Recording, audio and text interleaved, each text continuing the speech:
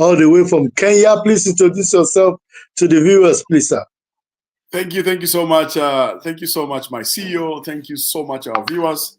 My name is Chris Otieno. I'm the Regional Security Projects Director for TRAS International, and I'm based here in Kenya. A very huge experience in risk, security, safety, health, and environment management, both at public and at occupation. I'm glad to be here. Thank you so much. It's a great honor to have you. And the news broke some few days ago. The European Union is looking at questioning TikTok. TikTok has been in the news in America for quite some time. Americans are looking for every way to try and curtail them, but nothing is happening in Africa. I'm not sure if there's any country in Africa that's invited TikTok leadership for a conversation. But we know that there's a huge number of people within Africa that are currently, as we speak, using TikTok. And I wanted you to give me your view about social media generally and your concerns with regard to TikTok in particular. Thank you for that question. One thing we know that it is now very difficult to regulate TikTok. Why? Because it transcends across borders. Unlike what we have at national levels, which we can have government control over them, this one we have no control at all. If you go back a bit, you realize that TikTok is a digital content platform that was launched by a Chinese company known as ByteDance in 2016, right? And like I say, we need African children to grow in the African way. Normal African boy-child growth and normal African girl-child growth. But what are we seeing here? We are seeing that TikTok has come into our media space, and this generation of African youths are very high consumers and huge consumers of social media. We see how TikTok has been structured. What is the business model of TikTok, right? One thing, it is inherently abusive and keeps users hooked onto that platform. And as it does that, you find that some of them end up having mental health. In what way?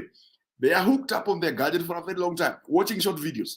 Some of the content in these short videos are content that you really don't want them to look at this particular stage, right? Some of them they amplify depression. They bring suicidal content. They are worsening existing mental health and challenges, yeah? And sometimes you will find that international organizations, to include Amnesty, have come out so strong and saying, now, something is wrong here. The next thing you find in there is cyberbullying. Yeah? These social TikTok users experience a lot of cyberbullying in there, all right? And this also amplifies and contributes what we just mentioned in their mental health. There's also hate speech in there. There is racial stereotyping in there. There's a lot of addiction, data privacy security issues, misinformation, lack of organization, people around.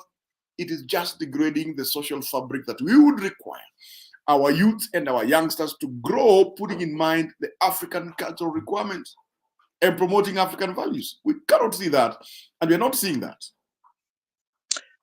Some people have used the phrase from the old Western film, the good, the bad, and the ugly, to describe, TikTok. In the sense that there are people that are making millions. There are people that are using TikTok to create content. There are, social media influencers who are making money for me promoting their product. People in Africa are promoting their products and selling as a result of some of the things they post on TikTok and some other similar platform.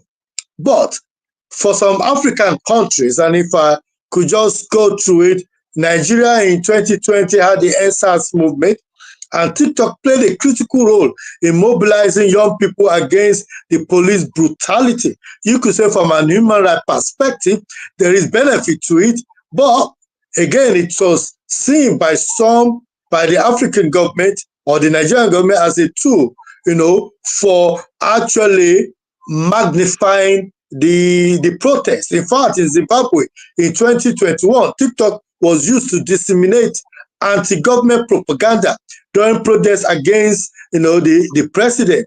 And in South Africa, to say the least, 2021, when President Jacob Zuma was arrested in 2021. We saw what happened afterwards. Uganda in 2021 again. So this company, this organization have been known to be in the center of it. But when we're saying this, the total number of people using TikTok in Africa is over 100 million active users as of 2024, where we are. True. And top countries where TikTok is currently being used is South Africa, which has about 10 million, Nigeria with the largest for about 27, 27 million. We have Kenya that has about 9 million active users. We have Egypt also that has about 11, and Morocco that has about 11. So what is your your view on this and the fact that this organization has 100 million users, active users, active, I said, not dormant ones, active users in Africa? What's your view on that? You know one thing, and I'm really glad that you brought in these figures and you mentioned these figures, right? Basically, when you look at those figures, it tells you this can be a very easy platform to use to influence people's thoughts. And that influence can either be positive and can either be negative. But what are we seeing? We are seeing that this social media platform, TikTok, is able to go and look at your usage, how you are using your TikTok. What are you inclined towards using in terms of location, in terms of where you are, in terms of timing, the content that you're consuming. Then once it has that history of how you use the social media, they therefore feed you with that kind of information that is along that direction. So let's say, for example, one person goes in there, he wants to influence that huge number of following towards a certain perspective or a certain direction. It becomes very easy. Let's look at some of the complaints in my own country, Kenya. And I'm glad you've mentioned that out of a population of 45 million Kenyans, 9 million of Kenyans alone are on TikTok, actively on TikTok. If you come to the studying and active population of Kenyan children in school, you find that majority of them have complained that their work is getting affected by TikTok. What affects them in that one? It is the kind of feeds that they are being fed with and how that influences them. You find sometimes they don't even have social time with friends. They are not associating with friends very well, right? So that social fabric of togetherness, the communal aspect of our culture as Africans is thrown off the window because of this kind of platform, right? Some of them you find late in the night, instead of catching up with sleep, they are very busy on their TikTok. That number that you have mentioned, 100 million followers, that is a great number. Where anyone with the intention to influence, either positively or negatively, to think to a certain direction, you find that that platform becomes very active. Look at some elections in the countries that you mentioned. Every time those countries go for election, you find them shutting social media. They want to shut certain platforms in social media because of the outreach and the numbers in there that can be used to influence this line of thought. So like you well said, it is a critical item that even our own governments must look at how to moderate this content to ensure that our children, our young African youth, whom we are looking at future leaders, do not get in whatsoever way negatively influenced by the content that is being fed to them on a daily basis. Thank you so much. Let me go to Mr. Sheyi, who's just joined us all the way from the United Kingdom. I'm based in Derby. So you're a young man yourself, and I know you're into security. What is your view about TikTok, and from a security perspective, as a young person, what the topic for this conversation is TikTok and African youth, a national security headache. Do you see TikTok as a national security headache for Africa? Yeah, thank you, Mr. Atemi. It's a pleasure to be here today, and I'm really honored. So back to the topic. You see, I think this topic should not be limited to TikTok alone.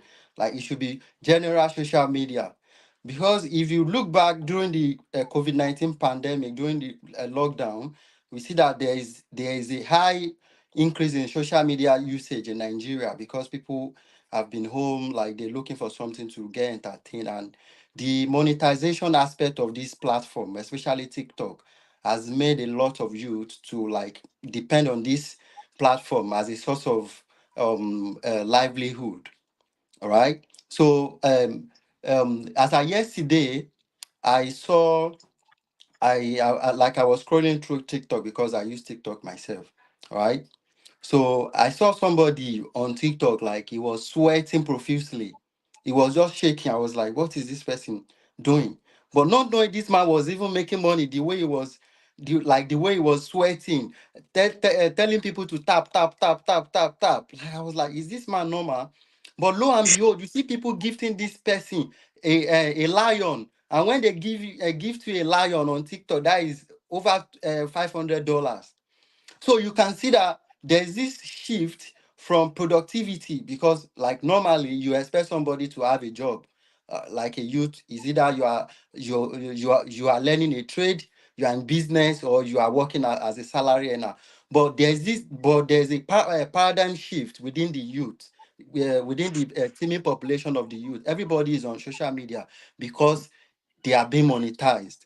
But looking at TikTok, for example, because of the viral nature of their content, you can post a content in UK now, and you see somebody as far back, as far away Thailand. They can view your content, so that has exposed them to a larger audience. And because of the monetization aspect, they are ready to do anything in order to make money. So this monetization aspect of this platform has really like brought a lot of you, like it has exposed a lot of you to this platform.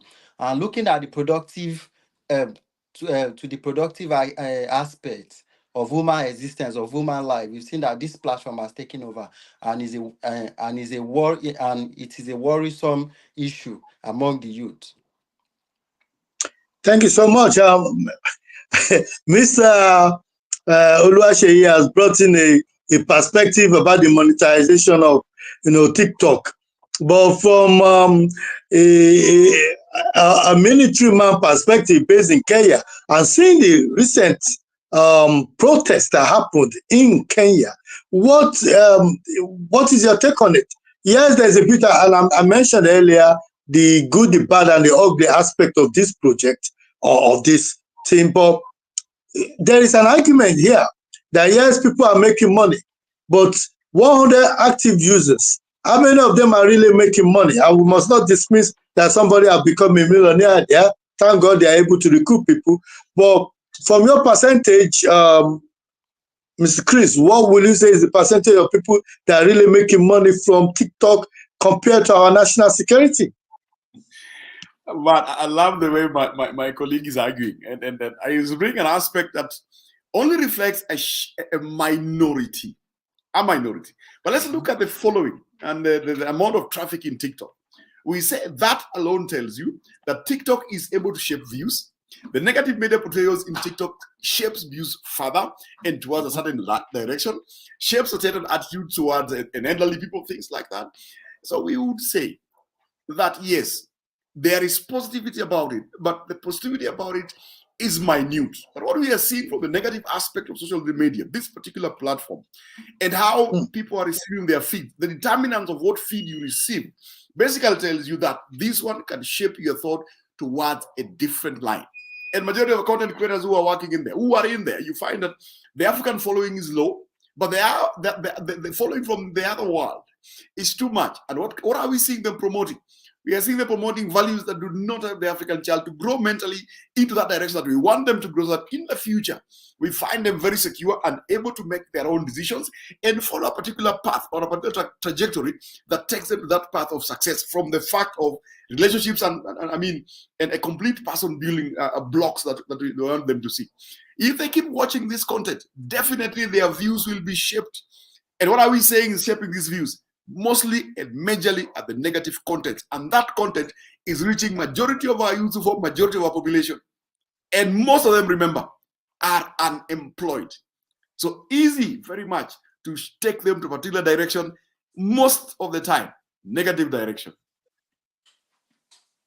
What would be your advice then to people watching us live right now as we speak, who are watching us and imagining, okay, like Mr. Roland said, no, social media needs to be controlled and policed both by companies and authorities, and of course, a lack of funding, resources, and people with right skills is an issue. Let's take a step, or further on this. Yeah, do you think African governments need to do what European government and American government is doing, which is calling TikTok to have conversation with them on how to shape TikTok to be to not to be a national security headache, but rather a potential for change and positive change? I would want to say something right at the onset, that it is important that our African leaders place emphasis on content relevance over creator popularity. If you look at those two different things, then you will say definitely, outside of what Mr. Roland is saying, it will be difficult to have a control over these social media. Why? Because they transcend across boundaries. They're not, for example, like local media in Kenya, where government can exercise control. So, like you rightfully said, we need to call in the creators and have relevant conversation with them on exactly what we would like. France, for example, passed a very strict law on how to use TikTok. America has been considering that for a very long time, but because of campaign season, you find that the campaigning presidential candidates still want to use TikTok to reach a certain population of persons. So what does that tell us? It will be difficult to regulate, but it is important to find ways to regulate so that we are placing emphasis on the content relevance and not, all right, the creator popularity, all right? And our focus, because it's focused on short videos, you find that we can feed the population a lot of information through that short video. And we know, you are and myself know, as well as my colleague, my brother here, we know negativity attracts a lot of attention in media. Attracts a lot of attention in media. Very few positivity will attract that kind of attention. So regulation, if it's possible, do it. Okay, Mr. Sheyi, I know you are a student of criminology, so you know what it means, to when people become criminals and how it affects their mind and things like that. Do you think TikTok content moderation or harmful content misinformation of African youth has a place in the current crisis that we're facing in Africa? Do you think the misinformation on TikTok is playing a critical role in creating criminal minds? Yeah, thank you very much. I'm a graduate already. So in that aspect, not only TikTok, but all over social media, right? So misinformation and fake news, they go a long way. And it will interest you that a lot of people on social media, not a lot of them do due diligence in terms of the content they see and react to. So some weeks back, I was on Instagram and I saw a video, like a viral video on Instagram, titled "A Failed Nation." I don't know if you've come across the video. So the video, there was this train passing on the train track, and there was this truck offloading cement. Right? Imagine in London, you see a bus that is like a truck that is on the train track, offloading a cement, and you see train coming.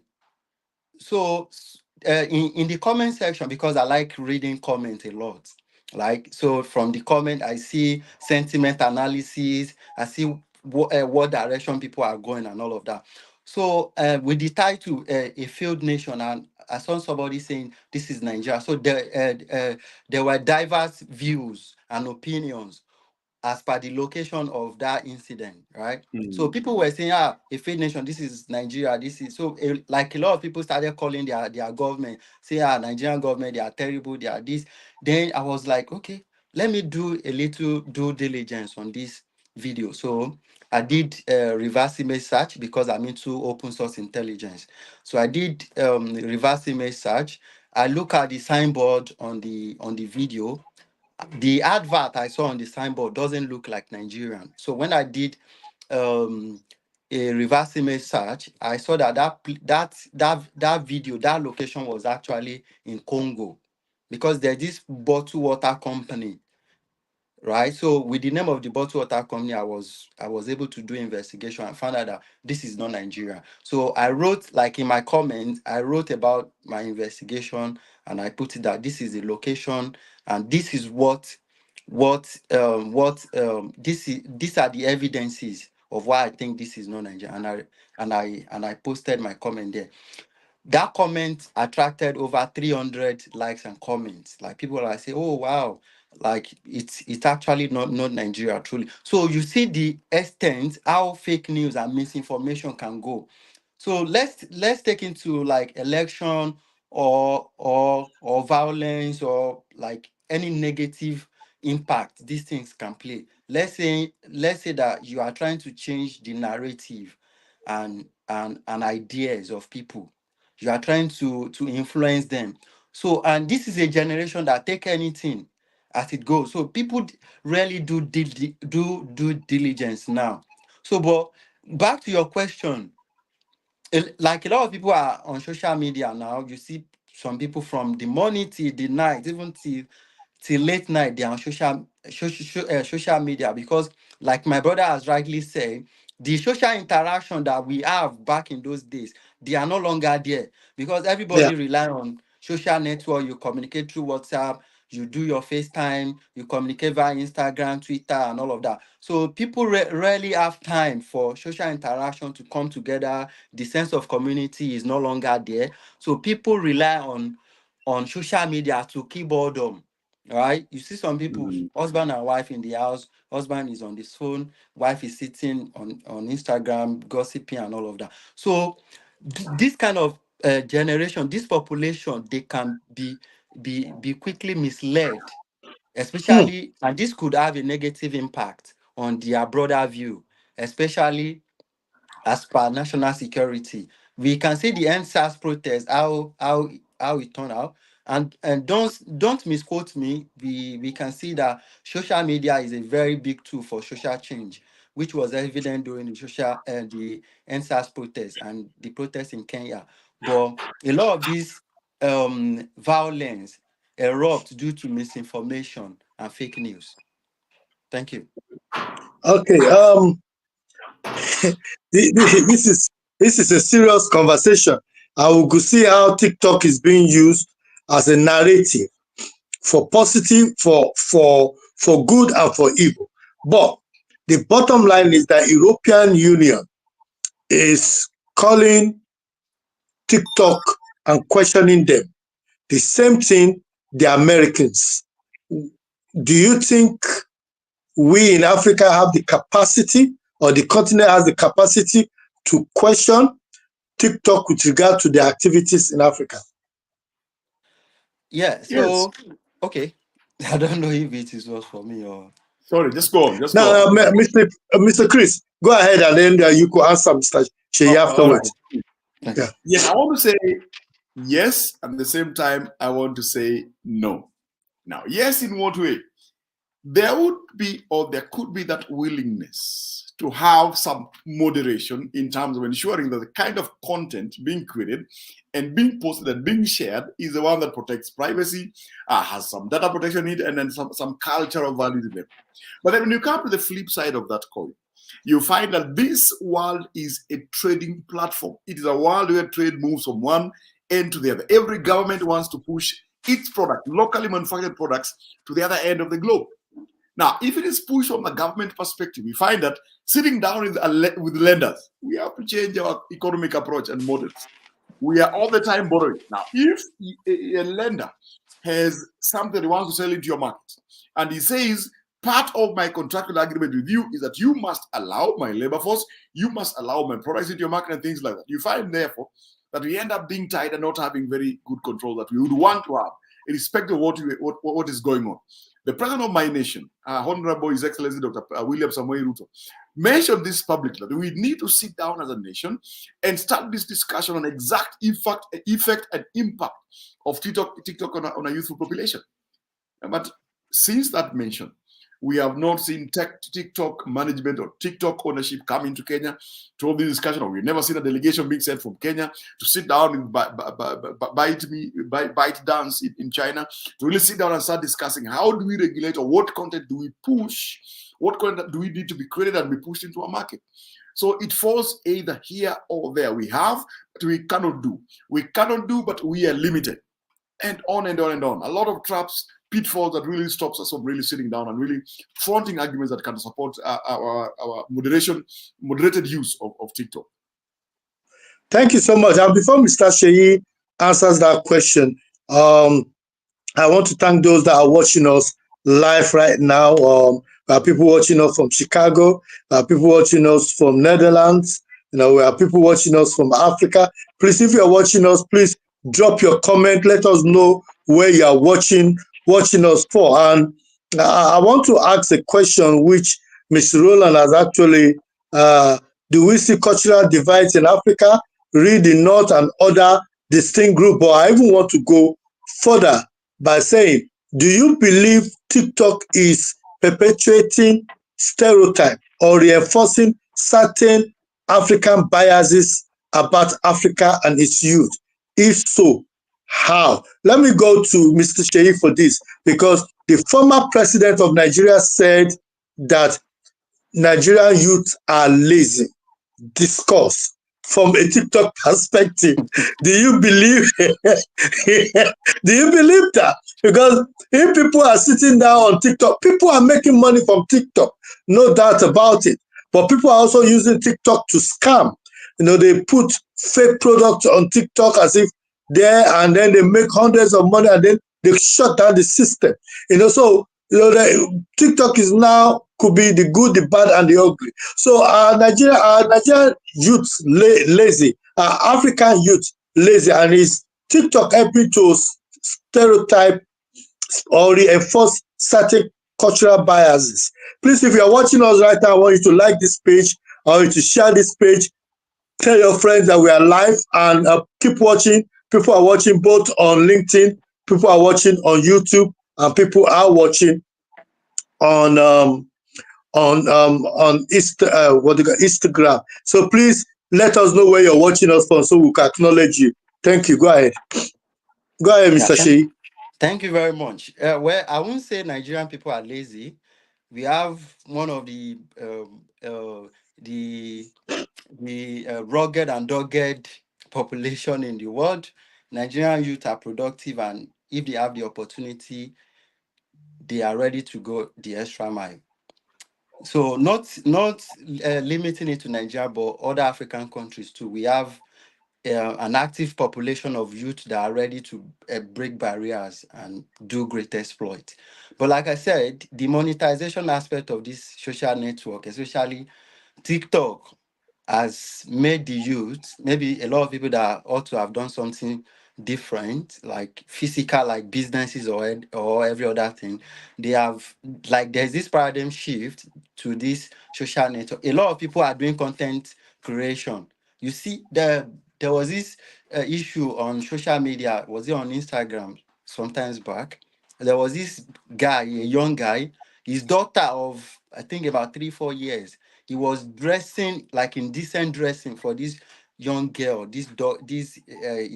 He was doing eyelashes, doing different hair and all of that, so that they can. So he was using this girl for content creation, right? But it was the daughter was being dressed in inappropriate manner, and you know that all these negative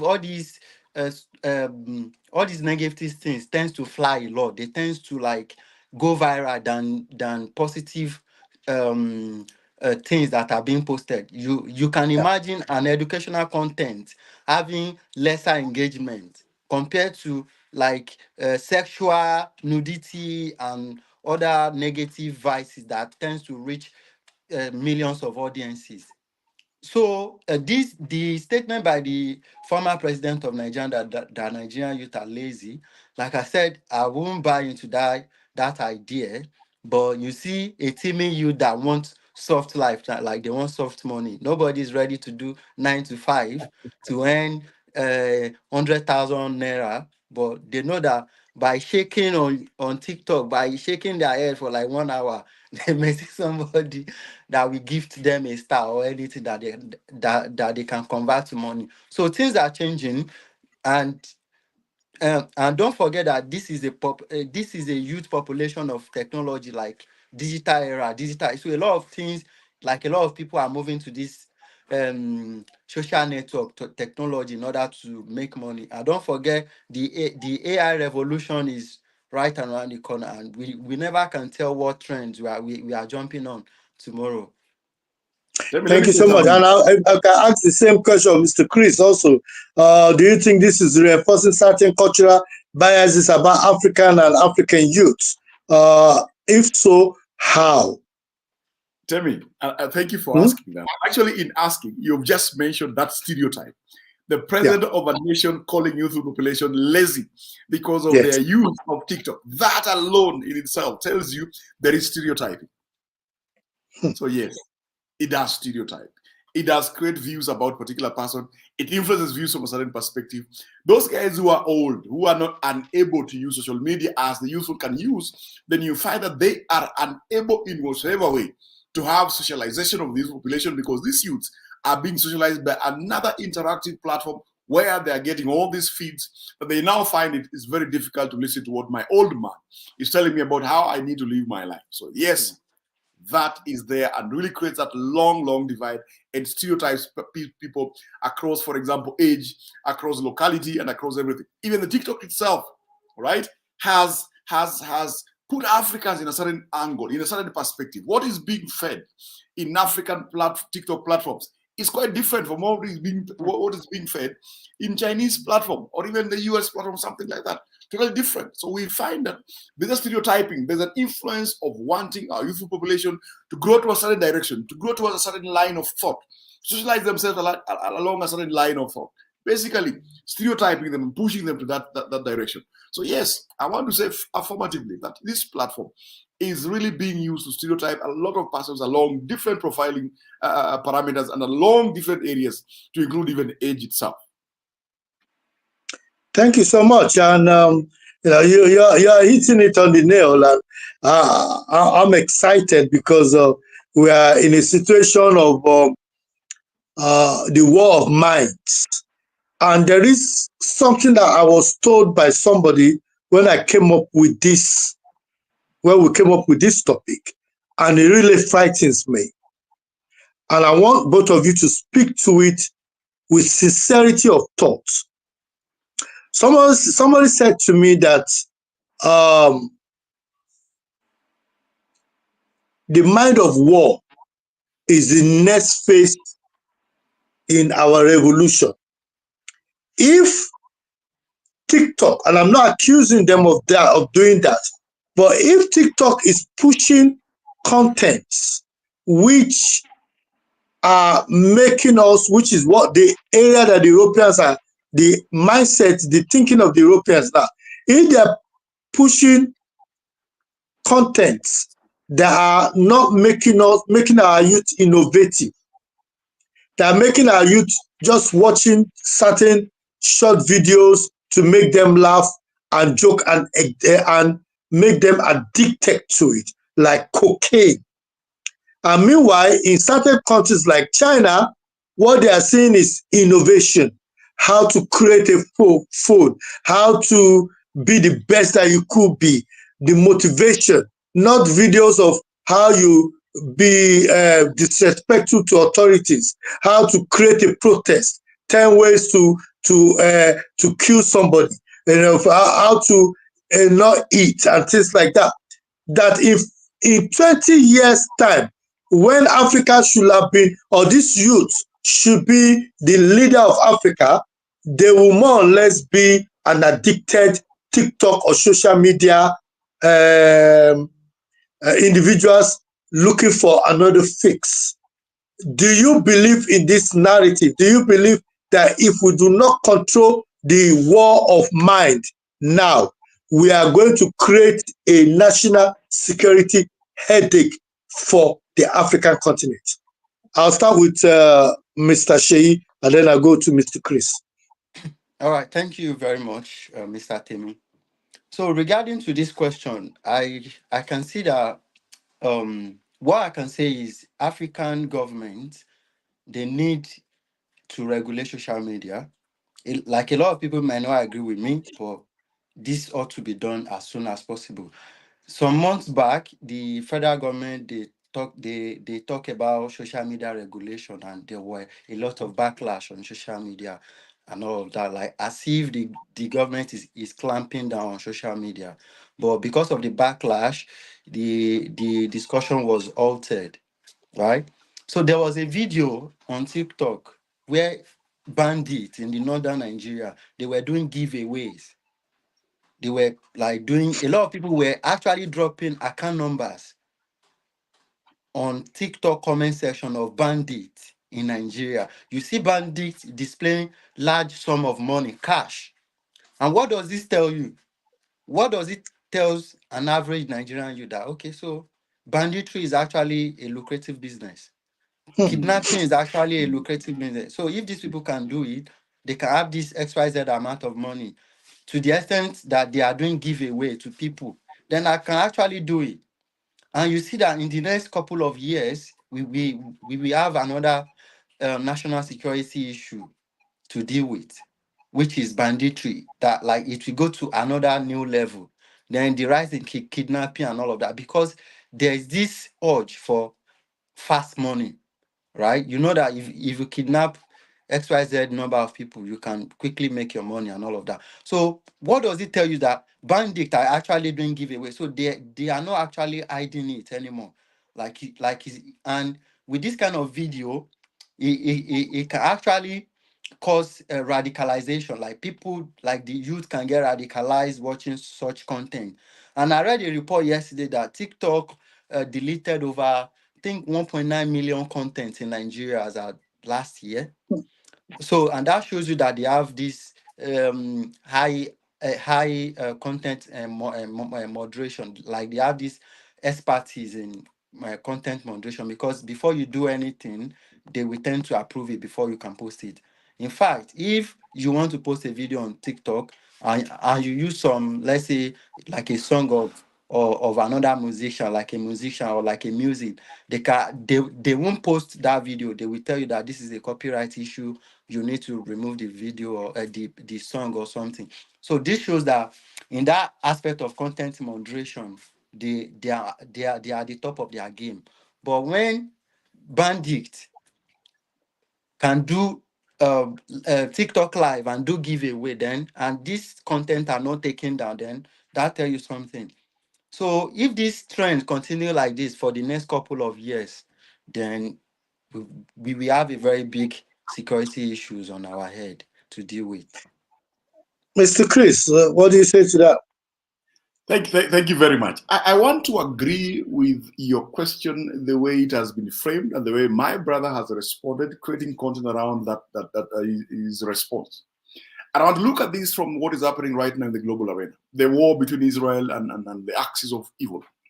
What have we seen that has resulted from this? What we have seen is that there has been particular youths from certain countries who we never expect could express anti-Semitism.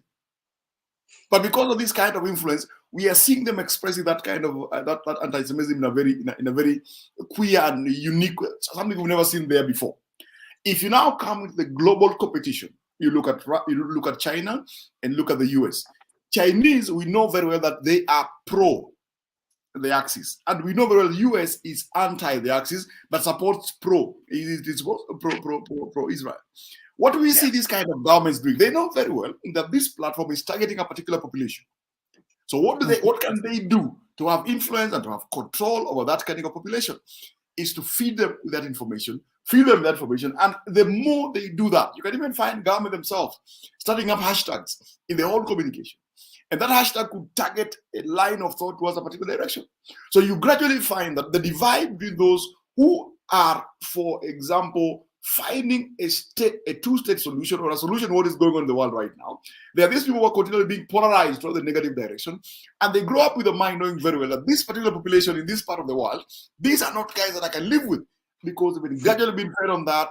A lot of videos have been fed showing what these guys are doing on those short videos, and cumulatively, you end up finding that in the long run, they form an opinion which they now proclaiming as self-opinion, that these people are bad people. That gradually does something really, really bad to what we look. Also, if you go and look at this, you find that there is some form of neo-colonialism in how the social media is being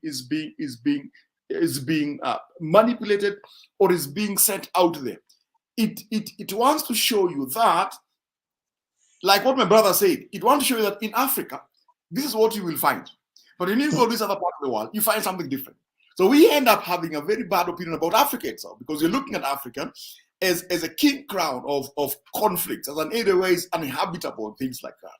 And look at the other side of the world as this is the heaven that we're dreaming to be. Whereas in actual sense, that is not what is true. But that is propagated by what is being posted in this media. And that, like you say, gradually builds a mentality. They create a mentality, warlike, alienating people, stereotyping, having a negative thought about those kind of persons, right? Because of the push that they are being taken, and that push is geared toward a certain direction. If it is East, you find Easterners pushing that narration. If it's Westerners, you find Westerners pushing that direction. When you come to Africa ourselves, we find ourselves having no position and either falling prey to whichever direction that we are exposed to, and that is dangerous for our future. It is, and we're being watched live from Namibia. We have live watch from Chicago, live watch from Kent, and even the north of England and Europe. And for some of our viewers that might not know, there are programs out there, looking into the Internet of Things, looking into social media, looking into technology and AI, and we are going to be part of it, in 2025, when there's a big conference coming up in Namibia. We'll be telling you more about it. We had one, a brilliant one, this year, and it's going to happen again. My brother is watching us all the way from Namibia, a capital in Namibia, watching us, and there's a big conference there. We're going to be promoting it here on this platform. So if you're watching us, watch our space, watch our platform. We'll be telling you all about it if you want to be part of such a big conference that's looking at AI penetration into Africa, open source intelligence and all those things. Then that is the conference. You need to register for it now. If you don't know about it, you need to check on our page, and we'll be advertising. So thank you so much, Mr. Paulinus, watching us all the way from Namibia. I wanted to also ask you, because when we're talking about self-perception and identity, in what way do you think TikTok organogram that is happening, that is differ from other platforms, specifically in tailoring African youth? I know you said something about the short video content compared to Facebook, but all of them also are now following the same. They all have this RAI, as they call it, where you could sit on that thing. I sat on it one day, and the video was just coming. And it's as if even somebody said, you say something, you're just having a normal conversation, and you pick up your Facebook, and then you see the adverts actually being in that aspect. And you ask yourself, are these people listening into my conversation? Because why is it that the advert is now actually showing the thing that I've just been talking about? It's a serious issue. So, Mr. Shei, you are a student. When I say you're a student of criminology, I don't mean you are actually a student of criminology. I mean, just like you say you're a student of politics. It means that you are in a better position to talk about it because you studied it. You have a degree, you have a badge for it, but you also have a master's. So you're not just talking from a layman perspective. You're talking from somebody that studied the criminal mind. So, do you think this trending, this the way they use their algorithms, or as they call it, how they use those things? How they use it? Does it differ from the other social network that you've been on? And how does that impact on African youth in terms of self-perception and identity? Yeah, thank you very much. So, regarding your question about social media algorithm, well, I think Facebook, for instance, you were talking about Facebook Reels, right? And there are Yeah. sometimes that you discuss something with somebody, and before you know it, you are seeing the feeds on your profile and all of that. Yes. Well, it's I've been researching into it myself, but I think a lot of, because the way social media is now, a lot of our interest, everything about us is right in the open, and there are Yeah. some cookies, that you accept while visiting some sites, for instance. So when visiting a website, you don't accept all cookies. All right. So before you accept cookies, you can actually review it. What cookies am I actually accepting or approving? Yeah. So these cookies, they tend to like profile you, or kind of yeah, like proliferation and profiling and all of that. So these cookies and all of that, they tend to like know about your interest. There was a time that Facebook was fined because they sold data to a third party data company, right, for advertisement and all of that. So if I'm using Facebook now and my interest, where I visited, or where I like eating, the kind of shoes I like to wear and all of that, and this algorithm, everything is on Facebook. So Facebook as a company can decide to sell to a third party company, right? And when Facebook sold my data to another company, then those companies, maybe like a Gucci or Nike or Adidas and all of that, then because I like wearing those stuff, because I like them, then before you know it, they start displaying those adverts. You see some Adidas shoe, the latest release. You see that they are showing it on your profile, and this is because this is the thing that you like, and this is as a result of your data being sold. Yeah, right. So the U.S. Congress actually fined Facebook. I think, was it 2 years ago? Yeah. They invited Mark Zuckerberg to the House of Congress, and they fined them heavily. But in Africa, sadly, we don't have a stronger regulation to call these companies into order. So in essence, our data are being sold. That is just the honest truth.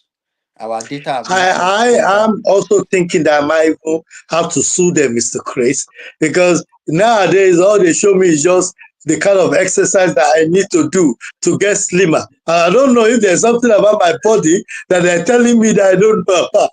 So, Mr. Christine, to you, what do you say to the issue of this um, the way these cookies and all these things, data is being harvested by these organizations, I and tell the you, impact it will have on our self perception and identity.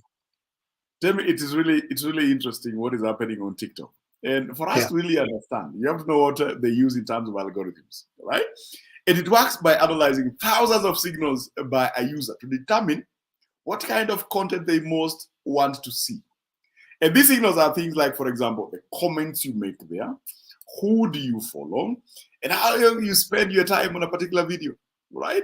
With that algorithm, they are able to determine what you like, and they have to push that towards you. And the most interesting thing about TikTok is like the wild child of social media platforms, because of its unpredictability.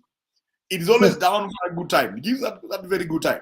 But the more you use it, the more you go into it, the more these algorithms are able to profile you along a particular line. So at the end of the day, you find when you go to TikTok, they know Chris is there, and Chris likes this much and is in this kind of allocation. Because of those availability of algorithms, they're able to say, let us feed this into African continent. Let us feed this into this market is more restrictive and more focused on looking at what you're going to sell there, right? But Hmm. because our governments are not restrictive, yeah, we are neither here nor there in terms of administration or leadership, right? Therefore, you find that this platform can really do a lot of crazy things, in this world, right? It also stands out from other platforms due to its focus on short content and engaging features, for example, soundtracks, special effects, and this kind of duets, right? What is the target population that will consume that a lot? It is our African youth. They spend time on that platform. They consume that content. And the more you consume, just like we say, garbage in, garbage out. If I consume garbage, same thing that I'm going to bring out. And therefore, we are saying in future, we're going to have African leaders who can only think with the help of for example, social media thoughts. That means creativity will be taken out of our people, and they become more like robots who are only able to reproduce content that got into them, not actually generating ideas by themselves or looking at how to solve a situation. No, they depend on another platform to enable them make decision. Imagine a president, for example, we have a leader who is a president and has been a lot of big consumer of social media, and he goes out to present African concerns. For example, global conglomeration like, for example, the UN. What do we think this guy will do there? He'll more or less be like a puppet.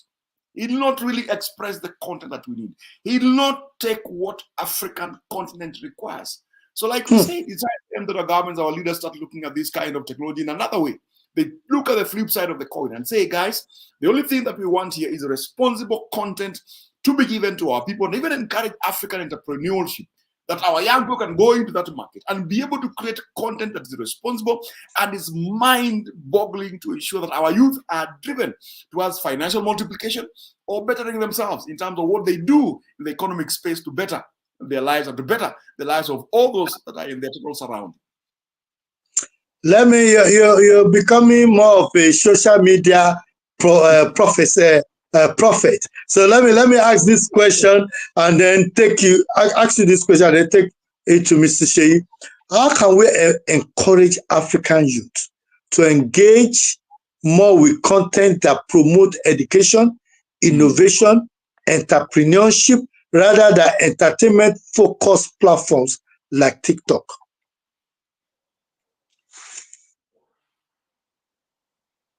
I'm asking you, Mr. Yeah. Can you hear me, Mr.? Can you hear me? Is it me? Yeah, Mr. Chris. Mr. Chris, how can we encourage our youth to look at the more in fact, let me actually change the question. Apologies. Let me change the question. You know, we said that I said earlier that TikTok could have been said by some to be the good, the bad, and the ugly. So there are good things to it. Can African leaders even now start thinking of, you know what, we're going to start training our people on the effective use of social media to be able to make a lot of money from it? There are organizations that are doing that now, training people on how to use TikTok, what kind of information you should put on LinkedIn, how to build your profile. Because if you build your profile properly on LinkedIn, you could get a remote job. And just to mention, we are doing a training on confidential PA or security PA, so that a remote job, you could get a remote job. You could sit in your house in Uganda, Kampala, or you sit in Nairobi, Kenya, or sit in Abuja and actually be able to get a remote job as a PA and make dollars. So we are using it from a positive perspective. That training is happening next week, Saturday, on the 19th. If you have not registered, check on our page. Register now, because it's limited space.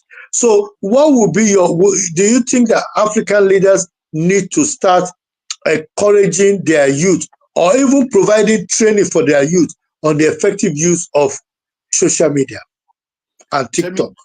I will say that I'm a 101% proponent of that point that you have just forwarded right now in this discussion.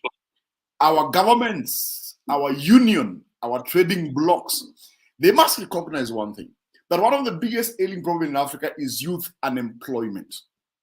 The more we leave our youth unemployed, the more they become vulnerable to these negative influences, the more they can easily go into drugs and other social vices, which does not really help us as a continent, right? So what are we saying? Even this problem of unemployment is made more worse by the fact that there are no ways created by our governments or our trading blocs that can create decent employment for our youth people to earn something they can put in their pocket. But we are saying here that, for example, AU has an agenda, 2063, listen to this. AU Agenda 2063. How many years how many years away is 2063? Many years. What will happen in between there? A lot of things. So we are saying we need to bring these plans forward. We need to find plans that can empower our youths, all right, to push them into being a prerequisite composition of us achieving socio-economic transformation in Africa. And what does it It entails us ensuring that our youths are engaging or are being empowered to go for entrepreneurship, to go for employment, to go for education, and to be more engaged, not on social media, but find other ways that we can engage our youth more and more and more. So that in the event of 2 or 3 years to come, we have what we call young entrepreneurs or young business owners who have been influenced by, for example, initiatives taken by ourselves to deliberately create platforms where they can have this opportunity to multiply their finances or create an economic livelihood from what they're facing. And there are a lot of examples that are already being done in Africa that we must emulate across the world. I mean, emulate across Africa. Go, for example, in Tunisia. What is happening in Tunisia? Tunisians have a platform, Naja 79, a Tunisian initiative that helps the young youth develop their digital skills and find jobs. So what are we saying in there? We are saying a lot of things can be exploited there. Go to African development banks. What are they doing? They are coding for employment program, a program that helps young people develop digital skills and find jobs. So the more we look at Africa, the more we must think of investing in this digital space that is mostly used by our youth. Empower these youth to go into that space and change that narrative. Even walk away from TikTok and create our own African product where we can interact as Africans and explore the natural resources that we have. Look at, for example, 60% of Africa, 60% of renewable energy in the world can come from Africa. What sort of a population are we talking about? What sort of land space are we talking about there? And what is the occupation of that land space? It's so huge. So the more we learn to become independent, technologically independent, economically independent, the more we can make Africa much, much better and promote better youths who can become better leaders and to be able to take their rightful path in the global leadership. Thank you so much. You've killed it, actually. And we can't go. We've got about 3 minutes to go, but I need to ask some very, very important questions because we are security people. But before I ask that question, let me give a minute to Mr. Sheyi to tell me, we've got a lot of tech entrepreneurs, who build, digital ecosystem that prioritize youth development and reduce negative impact. So what would be your call to those tech entrepreneurs right now who are listening to us now? And how do you think government can support them actually to build platform? Because we know a lot of them are selling apps, which governments in Africa and in European countries are picking up, and tech companies in Europe and even Facebook are picking them up and buying them out for 1 billion, 100 million. So what would be your advice to them in terms of how they could help African youths? Yeah, thank you very much. So I think youth empowerment is the major thing here, right? So when the empowerment is there, the government should partner with these people, especially these young Africans that are creating big like lot of technologies in the digital space. We have Andela, we have lot of businesses that have been created. There was this business that were created by two students of was it Babcock University? I've forgotten the platform. Is a fintech company, and when they sold it for a very big amount, like in dollars. So this kind of innovation can be like mentorship, like it can be motivating to the young Africans, and these are things that ought to have been like to motivate people, not just going on social media, TikTok, and while away time. If you have used Fiverr, for instance, you see that a lot of people, like a lot of sellers on Fiverr, are actually from Asia. Like you have Pakistani, you have Indians. You see people, they can like CV revamping, they do CV, they write business plan, and these people are actually making money in foreign currency, right? So they can do more than 3 jobs in a day, more than 3 projects in a day. So if our teaming population can think in that direction, they should improve their data skills, empower themselves, and the sky is the limit. Thank you so much. Thank you. Now, Mr. Chris, uh, we are actually, our time is gone, but I can't let you go without asking both of you this question. Israel, breaking news from Israel is that the Hamas leader has been taken out. What lesson can the African government learn about dealing with terrorist group?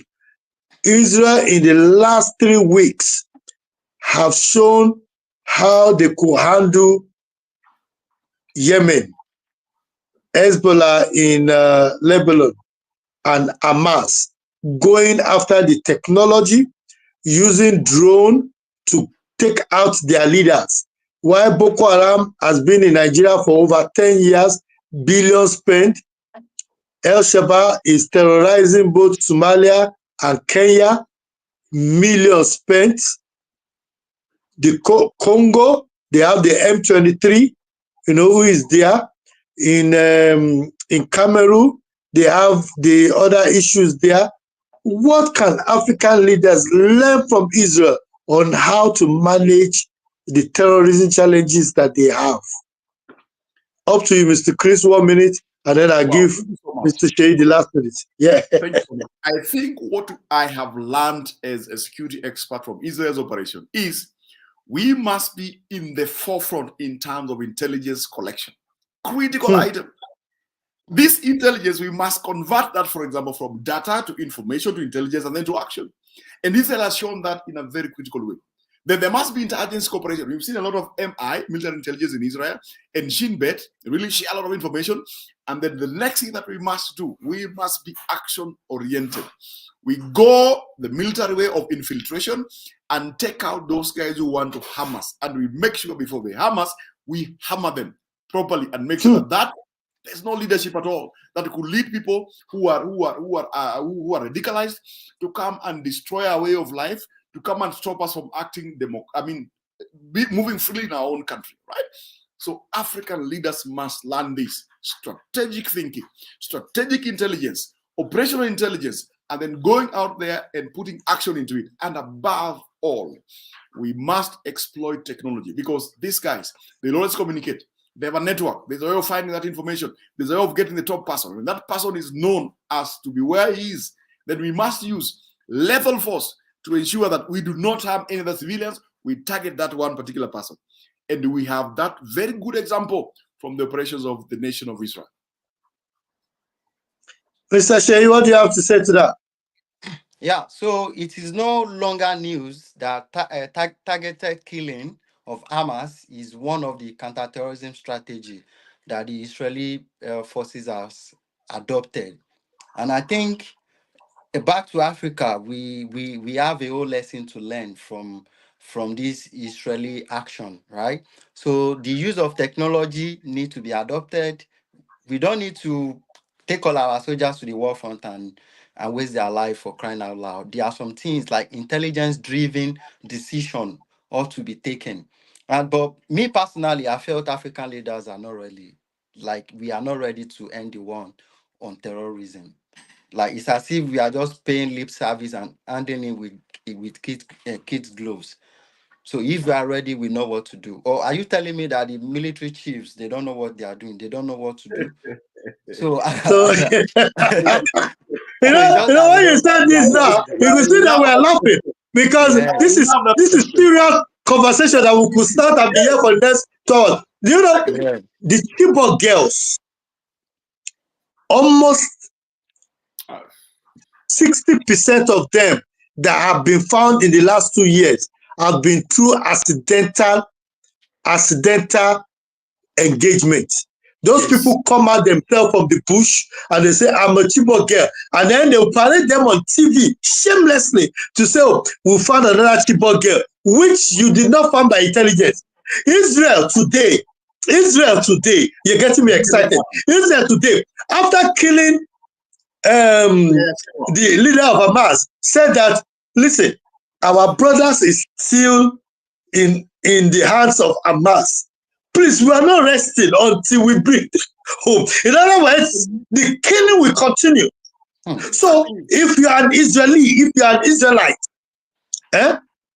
if you are an Israelite living in 2024, if they are slaughtering you like this, you can smile to your death, knowing full well that for every person that is responsible for your death, they will not go scot-free. Confirmed. The UK government, a girl got missing in Spain when they went on holiday. They put a budget aside to bring until today. They are still looking for that girl, digging and going after it. Yeah, and yet in Nigeria, the Chibok girls are forgotten. It's only the ones that are found accidentally. Accidentally, I use the word again. Accidentally. And yet, that is why I said we are not ready. You can imagine bandits doing giveaway on TikTok live. And can you have you forgotten that just last week 13 repented Boko Haram escaped with 13 of them took away weapons from weapons to go back to where they are coming from or where they took them from before. I've never seen anything like that in my life before. It basically means our methods are not even working. People come over themselves for radicalization. We don't do what is expected of us. So basically, we are. And for the information of our viewers who are watching us, you can like this page, you can share this page, and tell your friends that we are live right now, just for another 2 minutes, and then we are up. Shekau was not killed by the Nigerian military. Let me tell you what happened with Shekau, the leader of Boko Haram. Another terrorist group got so angry with him, another faction. Then they drove from one part of Nigeria to another part of Nigeria, go into the place that the military could not go into, went there and killed him. We killed Shekau almost 4 or 5 times. We did not kill him. It was another terrorist group that went to kill him, and then after killing him, they left the place unchallenged. And Nigeria could still come out and say Shekau leader is gone, or the Boko Haram leader is gone. Let me give you one minute each for you to speak, because people are just going crazy online watching you. Just give them your view in terms of the next 10 years in terms of terrorism in Nigeria. And if, for example, I said something, Mr.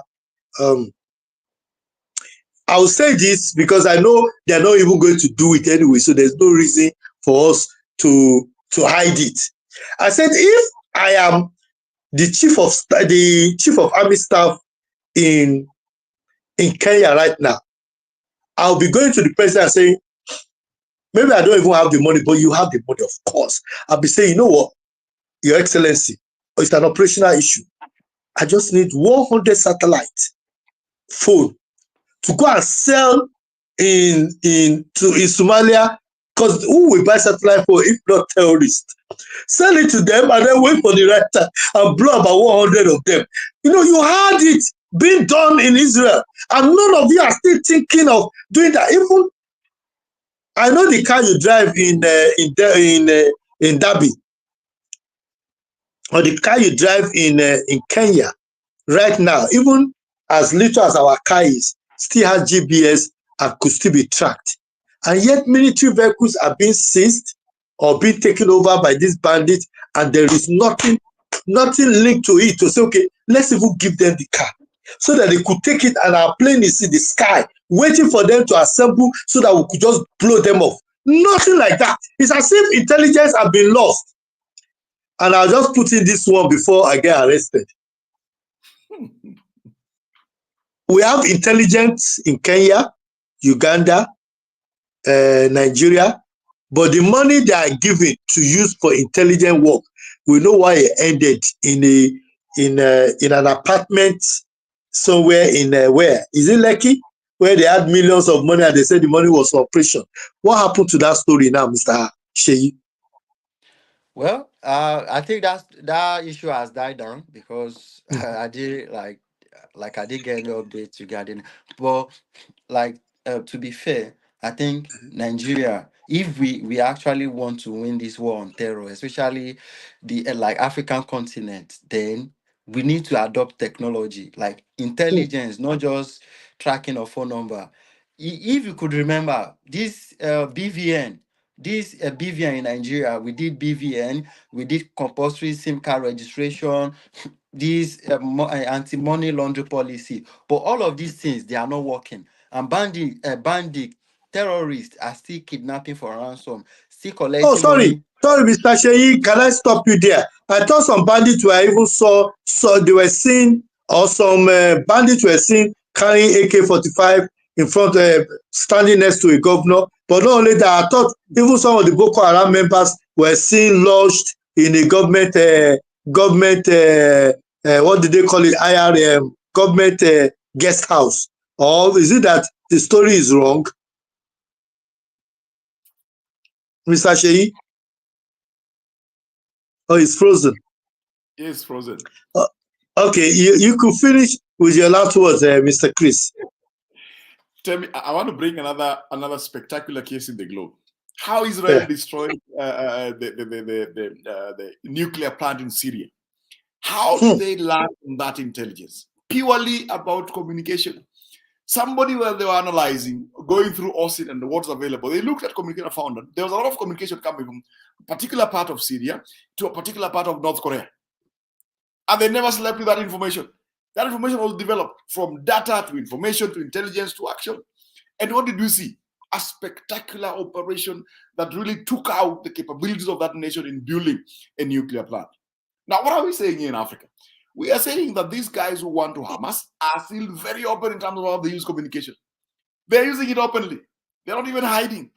Some of them are just roaming the streets like that and anything like that. So what are we saying? We are saying we need to do what we call follow the money and know who are the financiers. If we find who are the financiers, then we know why these guys are having peace and walking around in our nations like that. And if we find that, there must be intentional going out to ensure that those financiers are something is done to them. Either, you know what I'm saying, something needs to be done to them because these people are harming our way. They're even inhibiting us from growing economically because we can no longer have tourism coming into Kenya that gives or feeds into our economy in terms of the amount of money they inject into their presence in this country. So I am saying gladly and boldly that there needs to be much more done by African governments, by African militaries to intervene and ensure that our environments of operation, our environments where we have our livelihoods, are promoted as safe environments, because what we are doing intentionally to go out there and eliminate those who want to destroy or distort our way of life. And we must be intentional about that. Thank you so much. We've gone over time, but of course, this is something that bubbles in our mind. We're back again, 3 p.m. live, UK, 5 p.m. Kenya time on Saturday the 19th, where we'll be talking about Africa, protest management in Africa. We're going to be looking at protest management in Africa, because protest is becoming the order of the day. Please register. Please join us live on Facebook, live on LinkedIn, and live on YouTube. And remember that we have our training on the 26th, and I can also confirm live here, I can confirm that we are going to be having a program on the 26th, which is the training. Please register for that training. We are looking at having a training for women on security very soon. So watch out the space. We are going to have our counter-terrorism training, part 2, diploma certificate training in November. Watch out for it. And first on this platform, for you that are listening to us right now, we are going to be having our 10 years anniversary for African Security Forum. 10 years anniversary African Security Forum. I got the news just as I was going live. about the venue. So if you want to come and join us in the UK, either from America or wherever you want to come and join us for that, and even nominate somebody to be awarded for their for the work they're doing across Africa, please let us know. We'll definitely be more than happy for them to be given an award live. My program is going to be streamed live, so please watch the space when we bring out that information. And to our regional director watching us from Chicago, thank you so much. Our regional director watching us from Netherlands, and other colleagues and friends who are watching, I'll say is bye from me from the United Kingdom. My name is Temitope Olodo. I'm the CEO of Trans Intelligence Security Solution, Intelligence and Security Solution, and Mr. Chris. My name is Chris Otieno from Kenya, and I'm the Regional Security Project Director for Africa, East Africa, Eastern Africa, and the Horn of Africa. Really glad that you Thank you. I'm Mr. Sheyi. Yeah, my name is Oluwa Sheyi Fadaini, and I'm an open source intelligence analyst and the founder of OpenView Analytics, a social media intelligence platform. Thank you very much. Thank you so much for joining us, and thank you for giving us this time. And for our viewers out there, please make it a time with us. On Saturday, we're going to be having serious conversation about, protest management in Africa. You're going to be hearing it live here from us. Until then, it's bye for me. Bye. Bye from me too.